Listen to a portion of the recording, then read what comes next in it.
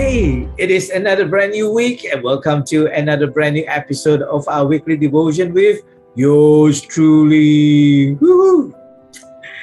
Well, I believe most of us, if not all of us, may have already experienced the pain of betrayal. It is a painful experience, especially when it comes from someone that we trust. And if you are still going through this, I want to encourage you with this week's devotion. Our story is taken from Genesis chapter 13 about an uncle and his nephew. While Abraham has always wanted a son, somehow his wife Sarah was barren then. And so Abraham decided to adopt one of his nephews so he can invest in this young child, and when he grows up, he can take over the family business. Fortunately, Lot was a disappointment to Abraham. He wanted to be his own man. I don't want to be known as Abraham's nephew. I want to be my own man. And so there were family politics. And there was strife. There was between the herdsmen of Abraham and the herdsmen of Lot. And you know what they said? Blood is thicker than water. That may be true. But in this case, money is thicker than blood. And money has caused many families to split up too.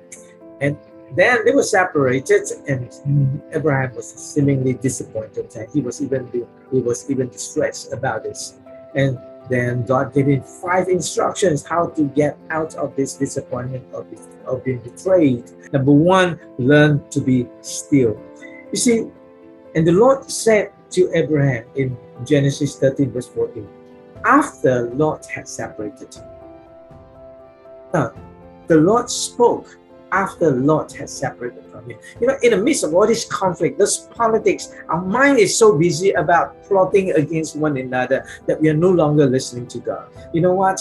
During our most trying period and trying time, the first thing we need to do is to be still and meditate upon God and let God speak to us so that we can have direction from Him. God only spoke after Lot has separated. You know what? Sometimes it is good for us to let some people go. It may also be good to let some things go. Striving and fighting will not help us to enjoy the peace and the life that we ought to live. God spoke, and when God spoke, God then gave him direction. You know, Psalms 46 tells us, learn to be still so that we know that He is God.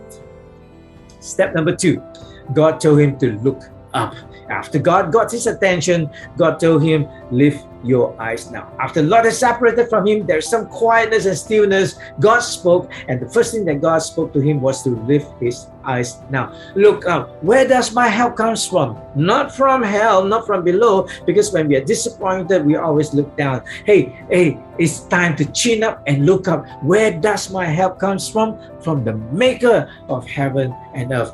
Plug ourselves to heaven, plug ourselves to God so that we can receive that power, the strength from God when we need Him most. Step 1, be still. Step 2, learn to look up. Step 3, look around. Don't be so focused on your loss that you fail to see that there are opportunities abound out there. You see, God spoke to him, lift your eyes now, look from the place where you are, northward, southward, eastward, and westward. That means, hey, one door closed. That doesn't mean God cannot open another 99 doors for us. There are doors that were being opened, but we cannot see them because our mind are so focused on the one that we have lost. And God told him, for the land which you see, I give it to you and your descendants forever, and I will make your descendants as the dust of the earth. You see, God knows what he lost. He lost the business. He lost some part of the land to Lot. He also lost a son, a legacy. And these are the 2 things that Abraham lost, but God is going to give him back.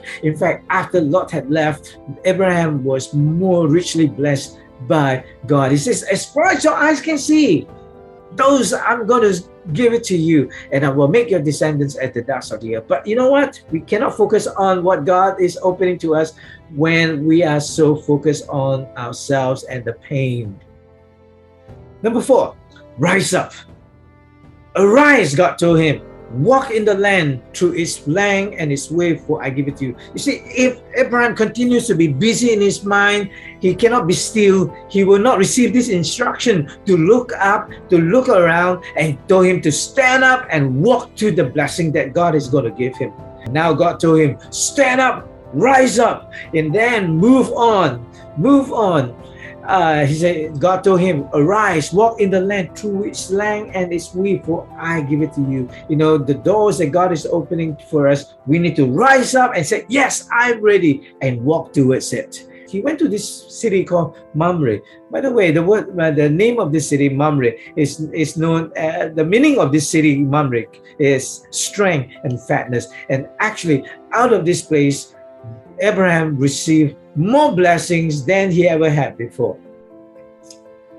If your past does not bring happiness to your life, let it go and move on. If your past does not contribute positively to your life, let it go. If your past is not constructive, let it go and move on. If your life does not let you grow, let it go and move on. If your past does not propel you forward, let it go. Let it go. Let it go and move on. You know, sometimes a wrong turn can be God's plan to lead you to a right direction.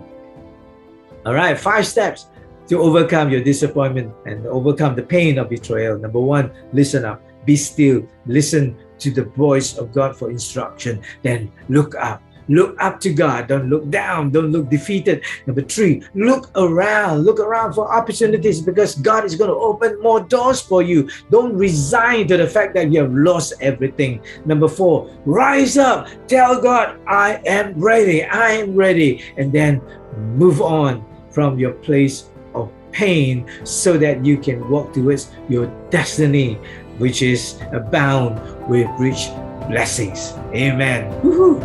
Well, may the Lord bless you and keep you. May the Lord make his face to shine upon you and be gracious to you. May the Lord lift his countenance upon you and give you peace. Well, God bless you. Have a great week ahead.